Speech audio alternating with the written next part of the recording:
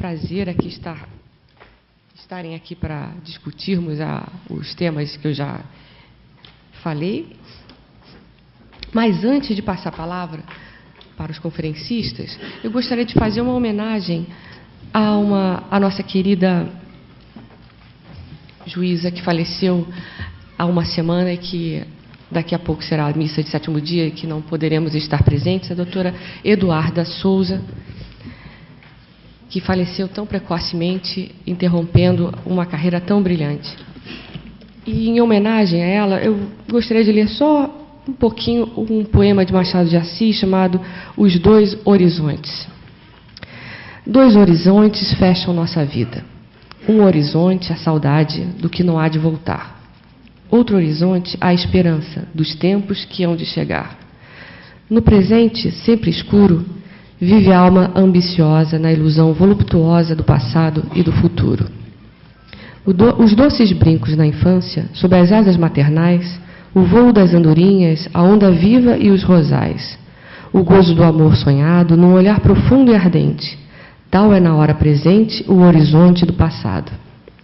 Ou ambição de grandeza que no espírito calou, desejo de amor sincero que o coração não gozou. Ou um viver calmo e puro, a alma convalescente, tal é na hora presente o horizonte do futuro. No breve correr dos dias, sob o azul do céu, tais são limites no mar da vida, saudade ou aspiração. Ao nosso espírito ardente, na avidez do bem sonhado, nunca o presente é passado, nunca o futuro é presente. Que cismas, homem, perdido no mar das recordações? Escuto um eco sentido das passadas ilusões. Que buscas, homem? Procuro, através da imensidade, ler a doce realidade das ilusões do futuro. Dois horizontes fecham nossa vida. Machado de Assis em Crisálidas. É uma pequena homenagem, né, de uma magistrada brilhante, muito bonita, doce, alegre, que deixa muitas saudades e nos deixou com 46 anos, numa morte tão repentina. Era só isso. Vou passar a palavra, então.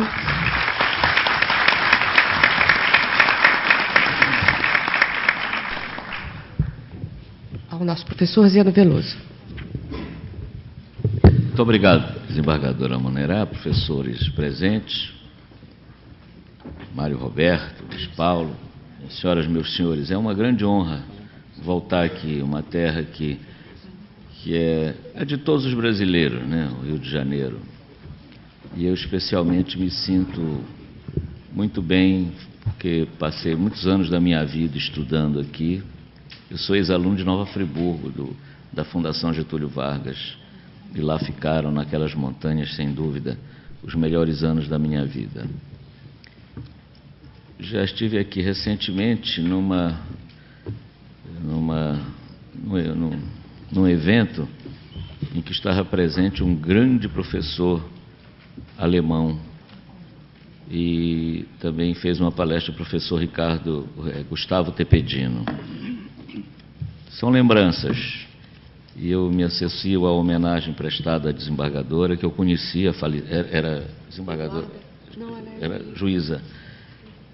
Ela tinha uma ligação, quando esteve no juizado de família, com o nosso IBDFAM. Eu sou membro do IBDFAM, diretor regional, e acho que a gente devia participar mais do IBDFAM. Ele está sempre aberto para filiações, para aumentar o número dos associados, etc. Bom, eu estive há 10 dias atrás, fora do Brasil, na verdade, visitando até a Universidade de Miami, na Flórida, e aí podem perguntar, mas por que ele está começando com essa história? O que é que tem a ver, né?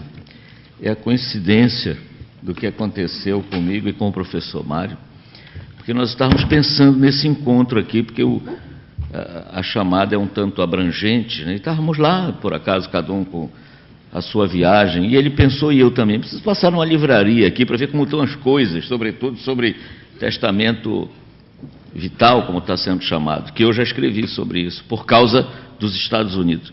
E ele foi numa livraria e eu noutra, né? Não é interessante isso? E eu deixei de ir na que ele foi porque a outra me interessava mais, que era mais próxima. Fomos ambos com o mesmo interesse, por causa desse encontro, a 2 livrarias e compramos livros por causa dessa reunião. Ele me contando isso agora e eu a ele, quer dizer, uma coincidência danada. Então é por isso que é por esse assunto até que eu vou começar. Faltou explicar um pouco, desembargadora, nós somos vários e o tempo é curto. Como fica assim cada um, qual é o tempo mais ou menos? Era bom a gente estabelecer, né? Quanto tempo mais ou menos? Sim, 40, 50 minutos. Não, para cada um é muito. Quando vai acabar isso? E até que horas? Até. No programa... Bom, então tudo bem. No programa vai até 1 hora, não é isso? Exatamente. Tudo bem. Agora são 10h10. E ainda tem o debate. Bom, então aí aconteceu comigo no passado lá o seguinte, eu estava com um amigo meu, que hoje já é advogado, chamado Oropalo. Naquele tempo ele me dava uma assessoria ali, e ele me contou que tinha se divorciado. E aí, Oropalo, o processo é muito complicado, é muito difícil, tem que... Não, aqui eu comprei um kit na banca de jornais. Um kit na banca de jornais? Aí comprei um kit. Você conhece também isso? É outra mentalidade, é outro mundo, né? Aí eu assinava uma petição, botava no correio, tudo lá no correio. Vai para o fórum, vai lá para o juiz dá um despacho, volta para mim, vai também para a mulher com quem eu estou me divorciando, a gente assina também, aquilo vai no kit, não havendo outro problema, no fim sai a decisão e a gente registra esse divórcio. Eu digo, rapaz, você está falando a verdade? Estou falando a verdade, vende numa banca. E eu estava na Flega, ali no centro, e tinha uma banca do italiano lá. Então, eu vou comprar, eu quero ver o kit que eu quero mostrar aos meus alunos e tal, porque isso é inacreditável. Eu estou falando de um tempo em que aqui o divórcio ainda era um processo mais complicado, que hoje está bem simples, né? Ou muito mais simples, pelo menos. Aí eu fui à banca. Aí o cara disse, não tem esse kit. E eu já virei para ele, está vendo? Mas não tem esse, mas tem outros kits aqui. E o cara disse, o dono da banca, esse não tem porque muita gente compra. E... não é engraçado? Agora há outros kits aí. Aí eu olhei um lá em cima, testamento, living will. Eu digo, bom, isso aqui me interessa. O que é isso? Isso a gente vende também. Não me deixa mentir quando tiver alguma coisa. É porque isso é tão surpreendente que eu já dei palestra. E alguém disse no fim, professor, o senhor não está exagerando, não contou aquilo como para chamar a atenção. Não, eu comprei o kit sobre um negócio chamado Living Wills. Aí cheguei no hotel, abri aquele negócio, fui ler e tive o meu primeiro contato com esse assunto, do qual eu nunca tinha ouvido falar. E o professor Mário traz hoje um segundo assunto do qual eu nunca tinha ouvido falar. O senhor vai falar sobre isso? O ético, é o testamento ético. Isso aí é com ele, isso é depois. O Living Will, então, eu acabei olhando aquilo e vendo o que era. Escrevi sobre o assunto várias vezes em Belém, talvez eu tenha sido o primeiro autor a divulgar a matéria com esse nome. E eu começo a criticar, o termo que hoje já está divulgado no Brasil, que é testamento vital ou testamento biológico. Vem a ser um documento, até eu fiz ontem uma orientação para uma senhora do Japão, ela já trouxe a minuta do Japão. É japonesa e, como tem interesses em Belém, vive às vezes em Belém e, prevendo que podia em Belém ter essa necessidade, resolveu lá fazer um testamento dessa ordem para efeito do Pará, que lá em Tóquio ela já tem o dela. E o que é o Living Wills? Eu aprendi que era numa banca de revista nos Estados Unidos. É um documento que você produz em que declara o que é que você quer que se defina a respeito da sua saúde, da sua vida, quando você já não estiver em condições de expor aquele pensamento, ou porque perdeu a possibilidade de falar, ou de se manifestar, ou porque está numa UTI, ou porque está entubado, ou porque está numa situação de extrema dificuldade, e não quer, por exemplo, que haja um prolongamento no tratamento, se não houver chances, ou quase nenhuma. Nenhuma chance é difícil dizer, né? O que é não ter nenhuma chance? Há pessoas que estão aí saudáveis e está aí o exemplo da juíza, né? E vão viver mais 40 anos e com 40 anos morrem, né? Outro tem aí 92 anos estão lúcidos, trabalhando. Eu até vou dizer para ela que eu a citei, quando eu voltar para Belém, está aí a minha mãe, com 92 anos, tabeliando um cartório, fazendo escritura, fazendo testamento de gente que tem 40, 50, é mole, e lúcida. Quer dizer, é a relatividade da vida. Quer dizer, mas você acha que aquele momento você está no final e você não quer ser entubado, você não quer isso, você não quer aquilo, etc. Tudo num certo limite, porque também não se pode admitir que se preveja que está em grande dificuldade de saúde, quero levar uma injeção, tomar uma injeção que me leve à morte mais rápido. Isso já não pode, né? Isso já não é possível. O problema também no Brasil é que o Código de Ética Médica tinha regras que estabeleciam a obrigação médica de tratar com todos os meios possíveis e imaginários, ou que estiver à disposição, para manter a vida ou tentar a sobrevivência. Os próprios médicos, em função dessa regra um tanto quanto radical do seu estatuto ético, tinham medo até de deixar de tomar uma providência, de aplicar mais uma injeção, de manter mais um tempo na UTI, de manter ligado mais uma época ao aparelho, porque podiam ser acusados de alguma coisa depois. Ultimamente houve uma alteração nesse Código de Ética Médica, digamos, não modificando 100% a questão, mas pelo menos abrindo um espaço maior para uma avaliação médica, acabando com aquela ideia de faça tudo o que for possível e impossível para justificar o juramento de médico. Isso já não está tão intenso, o que já facilitou a questão desse tal testamento, porque antes, quando eu comecei a estudar a matéria, eu dizia, mas como é que vai ser cumprido isso? Que é o grande problema, é o cumprimento. Aí eu fui lendo isso nos Estados Unidos, nessa leitura que eu estou contando a vocês, em material adquirido numa banca, inclusive depois de explicar como estava lá o modelo, assine aqui embaixo, faz favor, tudo pronto, era assinar e estava valendo. Aí eu escrevi sobre isso e começou o assunto a ser depois divulgado no Brasil. Já há vários autores que escrevem, há um livro que vai sair aqui, já há livros que tocam, há um livro de Direito das Sucessões e de Testamento que vai sair aqui no Rio de Janeiro, em que o autor dedicou um capítulo a esse tema. É esse senhor aqui. Está pronto, não está? Não vai ter um capítulo? Vai. Então pronto, está vendo? Estou dando a notícia. E já ajudando a vender o livro. Mas não é só ele, também eu tenho obrigação de dizer, claro que não é, mas é um pioneiro. Outro que me escreveu dizendo que vai abrir alguma análise sobre esse assunto é o professor Pablo Stolze, juntamente com Rodolfo, né, Pamplona, na Bahia, também o livro dele está saindo pela Saraiva. Bom, seguindo, depois dessa experiência, outros autores começaram a escrever, é um trabalho bastante intenso de um autor em São Paulo, que é um tabelião chamado Paulo, o nome é G-E-I-G-E-R, Geiger ou Geiger, conforme, porque é uma origem, parece que é alemã. Conhece? Mas conhece, né? A obra dele é muito importante, muito importante. Você tem um livro, né? Um livro sobre esse assunto, mas é um livro importante. Ele é gaúcho e fez concurso para São Paulo. E aí, observações gerais sobre o assunto. O engraçado é que não é um testamento, né? Não é um testamento. Ué, por que não é um testamento? Não chama testamento? Todo mundo não chama testamento? Lá nos Estados Unidos, que o senhor está citando aqui, chama. Bom, a gente vai agora brigar por causa do nome das coisas, mas na verdade não é um testamento, tecnicamente falando. Porque o testamento, substancialmente, o que é? É uma declaração de última vontade.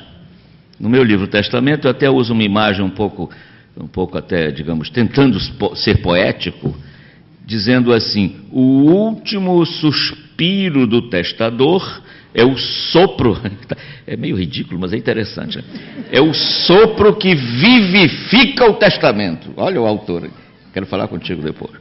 Estou emocionado, estou arrepiado. Olha só, tu ficaste, mas não é interessante? O último, morreu. Esse sopro da morte, será que é assim que a gente morre? Deve ser, né? O último suspiro vivifica o testamento. O testamento vai ter eficácia com a morte.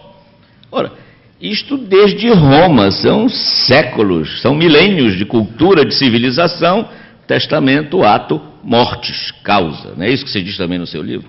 Ora, um testamento que vai ter efeito em vida não é testamento. Estão chamando de testamento porque não é testamento. Ah, mas ele já está quase morto. Mas quase morto não é morto. Não tem o defunto ainda respirando, vivo, etc. Ele não está vivo ainda e o efeito vai ser em vida. Substancialmente o efeito é em vida. Eu quero é que na minha vida façam isso para não prolongar uma vida que não tem mais sentido. Aí tudo bem. Então não é testamento. É uma declaração de vontade. Isso até pode ser feito através de uma procuração. Nomeação de um procurador para que diga, se eu não puder dizer, no momento oportuno, o que é que eu quero com relação ao tratamento médico em estado grave, gravíssimo. Nas vésperas de morrer, eu não quero isso, eu não quero aquilo, eu não quero aquilo outro. Agora, eu não quero isso, eu não quero aquilo, eu não quero aquilo outro, já não pode ser, entretanto, o estabelecimento de abreviar a vida quando há alguma chance de sobrevivência. Já vem que há uma dificuldade aí em se estabelecer, para eu falar mais depois sobre... a sucessão do cônjuge sobrevivente, eu falo sobre o companheiro, só para dar uma... porque eu estou já terminando as observações sobre esse testamento vital. Basicamente, a dificuldade é a questão de limite. Vai até quando? Não pode, pela lei brasileira, estabelecer facilitação da morte. Quer dizer, me dê uma injeção, me livre de um sofrimento maior, não é bem isso. O que se quer com o testamento vital são algumas diretivas, e eu estou usando uma expressão que se usa muito em Portugal, de vontade, para que não haja um prolongamento inútil de uma vida que passa a ser puramente artificial. Tudo vai depender de uma análise. Há uns 5 anos atrás, estou terminando a parte de testamento e vou passar a pedido aqui de todos para a sucessão do cônjuge, para fazer algumas observações. Há uns 4 anos e tal, eu fiz uma palestra sobre esse assunto. E eu lembro que depois um desembargador de São Paulo me procurou e tocou no ponto que eu tinha tratado. Achei interessante porque, disse ele, foi uma grande sacada dele, né? A minha observação foi a seguinte, que é engraçado o interesse que estava suscitando o testamento chamado vital ou biológico, agora mudou para biológico. Também não vejo muito diretivas de vontade para quando estiver num estado terminal, outro nome, né? Mas esse não me agradaram os nomes que até agora surgiram. E eu fiz no final da palestra, foi ali num dos congressos do IBDFAM em Belo Horizonte. E eu falei sobre isso.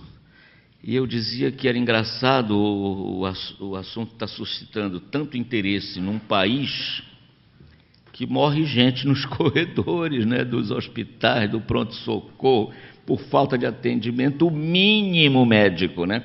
Que isso é uma questão de país rico, sofisticado, quer dizer, há tanto tratamento, tantos recursos, que a pessoa está dizendo, olha, não me apliquem isso, não me façam transplante, não me deem transfusão, não me botem nos altos equipamentos tecnológicos das UTIs, porque eu não quero. Aqui o que nós queremos é que alguém tenha isso, é o contrário, não é verdade?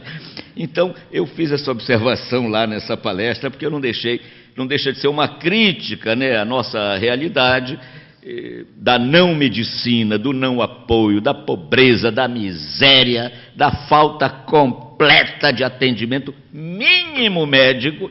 E nesse país nós estamos discutindo sobre a possibilidade de as pessoas redigirem um documento dizendo, eu não quero tanto tratamento, eu não quero tanta atenção, quando não se tem nenhuma atenção. Então, é claro que esse testamento será feito por quem tem possibilidade e sabe que pode ser atendido. Mas é bom a gente fazer essa reflexão crítica, né, a respeito dessa matéria e desse tema num país em que tanto carece do atendimento médico para nossa, não digo mais nem pobreza absoluta, estou falando já em classe média, porque o empobrecimento tem sido tão grande que até a classe média já está precisando de mais apoio dentro dessas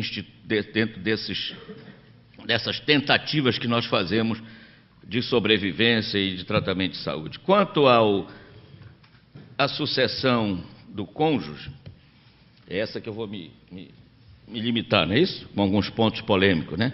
E vamos logo marcar 10h20, eu falo até 15 para as 11. Você fala quando você quiser. Não, é porque eu não quero... O Zeno é o papa dos direitos sucessórios no Brasil.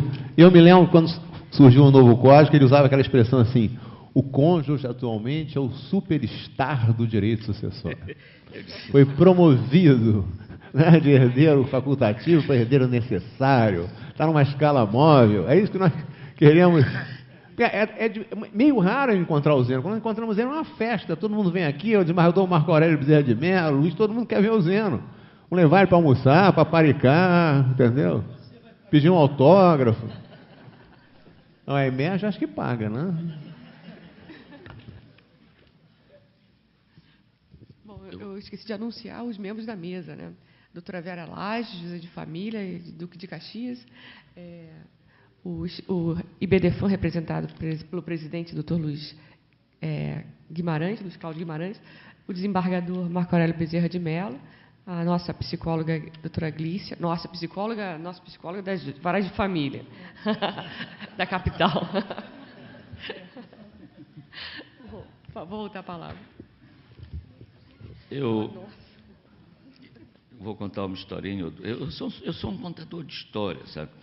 Até um cidadão me disse lá em São Paulo: a gente não convida o Zeno porque o Zeno embroma muito. Bom, se foi isso, então a turma tem gostado de eu estar embromando, porque eu sou muito convidado, então com muita honra. Mas esse eu acho que... O pior é que eu homenageava tanto essa pessoa, mas ele achava: você não embroma, conta muita história. As minhas histórias, como eu contei ainda agora dos Estados Unidos, tem algo a ver com a palestra, com o assunto. E não sei se o que eu vou contar agora tem a ver também, mas vamos lá. Eu estava comprando um livro numa livraria chamada Petroni, que alguns pronunciam Petroni, que é ali em Portugal, no centro da cidade. Era, porque já acabou. Esse negócio de Petroni ou Petroni me lembra essa tal Eireli, que saiu agora, essa figura que também está surgindo uma dúvida: é Eireli ou Eireli? Nós temos que esclarecer isso, né? Mas tudo bem. Aí eu vejo um lançamento de umas ediçõezinhas apenas pelo tamanho físico, porque é uma Himalaia de conhecimento, do professor Inocêncio Galvão Teles, direito da sucessão legítima testamentária. Eu leio, edição atualizada até, digamos, eu vou botar um número aí, 2008. Aí eu olhei e o vendedor estava lá, eu digo: mas escute, quem atualizou a obra aqui do professor? Como assim? Eu sou português, né? Mas às vezes a gente é um pouco duro, né? A gente é um pouco forte. Como assim? Como se eu estivesse perguntando, sei lá, alguma coisa para ele bem ofensiva. Como assim? Não, é porque está escrito aqui, atualizado até 2000 e tanto. E claro que foi o professor, ele está vivo. Claro, se ele atualizou é porque está vivo. Eu digo: tá, desculpe. Não me leve a mal, não me bata. E ele está vivo, ele mora aqui? Mora aqui. Me diga onde ele mora, por favor, se o senhor pode. Isto é um pouco confidencial, mas como o senhor veio do Brasil, ele procurou lá no livro, num papel, nada de computador, uma coisa meio antiga, Livraria Petroni, Rua da Assunção, número 10. Transversal Rua Augusta. Aí ele me disse: mora na Avenida das Descobertas, número 10. Fui lá, peguei... A visita para Portugal, a partir daquele momento, não tinha mais sentido. Era visita a Inocêncio Galvão Teles, né? O que é que eu ainda vou fazer? Por sorte é que eu não tinha escrito nenhuma vez o saudoso Salvão, porque para mim ele tinha morrido e já há muito tempo não era. E ele estava vivo. Aí eu fui lá: pessoal, tu já estiveste na casa dele. Aí é que entra essa figura. Um palacete, numa rua linda, onde estão as embaixadas. Ele me recebe vestido, paletó, gravata, manda chamar a esposa desce. Uma casa de nobres. E eu tive essa honra, essa glória, esse prazer de ainda conviver. Foi uma primeira visita, ainda fiz uma segunda. Aí depois eu soube que ele morou no Brasil, isso ele tinha me dito. E falou que tinha tido aqui uma atividade num escritório de advocacia, que advogou, porque ele tinha fugido de Portugal. E vocês sabem quem foi o sócio dele no Brasil? que ninguém sabe, quase. Oi, querido. Vocês sabiam disso? Esse sujeito aqui, esse jovem, ainda mais jovem ainda, quando o português, nosso mestre, veio para cá exilado, foi acolhido por ele num escritório. Ele saía com o mestre, conversava, batia papo, levava para o botequim para tomar uma, almoço meio-dia, foi amigo íntimo de um dos maiores especialistas em direito civil, direito de sucessão, sabem de onde? Do mundo. Inclusive autor do Código Civil Português. E autor de muita coisa que eu vou falar aqui agora. Agora já começo a complicar. Como? O senhor está ficando doido? Não estou, não. Tanto a Constituição do Brasil como o Código Civil brasileiro se inspiraram, e muito, ao ponto de alguns pontos copiar a Constituição portuguesa e o Código Civil português. Logo, não só a cultura de Inocêncio Galvão Teles merece ser por um especialista em direito das sucessões, que eu nem sou especialista, sou um estudioso, como também muito do que ele escreveu lá aplicou-se cá. Olha, já estou usando aí a expressão portuguesa, porque algumas soluções lusitanas, especialmente na sucessão do cônjuge, foram admitidas, foram recolhidas, absorvidas, hospedadas no Código Brasileiro. A minha exposição não é exatamente sobre a sucessão do cônjuge integralmente, mas dentro do espírito da nossa reunião, levantar alguns pontos, alguns aspectos que têm sido objeto de controvérsias nos tribunais. Os críticos apressados, alguns deles, logo que o Código saiu, disseram: mas esse Código Civil diz que tem tanta novidade, alguns avanços. Na ordem da sucessão está tudo igual. Como assim tudo igual? A ordem da sucessão hereditária, que está no artigo 1829 do nosso Código atual, ela se apresentava no artigo 1603 do Código Antigo, do Código Velho, do Código Revogado, do Código Bevilacqua, como quiserem chamar, do Código de 1916. Então, em primeiro lugar, os chamados eram os descendentes, depois os ascendentes, terceiro lugar, o cônjuge sobrevivente, quarto, os colaterais. Aí vem o Estado em seguida, e uma questão aí que eu não vou entrar agora, é herdeiro ou não é? Em Portugal, claramente se diz que o poder público, quando chamado, é herdeiro. Aqui, no nosso caso brasileiro, ele não entrou nessa ordem da sucessão hereditária. É um bom tema para uma elucubração acadêmica, tudo bem. Mas não é o caso dessa palestra, desse encontro, desse bate-papo. Aí alguém dizia: mas está vendo, está igualzinho. Não está nada de igualzinho.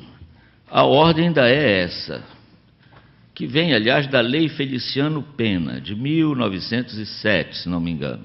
Porque antes da Lei Feliciano Pena, antes do cônjuge sobrevivente, eram chamados os colaterais. Quer dizer, na ordem da sucessão legítima luso-brasileira, chamemos assim, vinham o chamamento era dos descendentes, ascendentes, colaterais e cônjuge em seguida.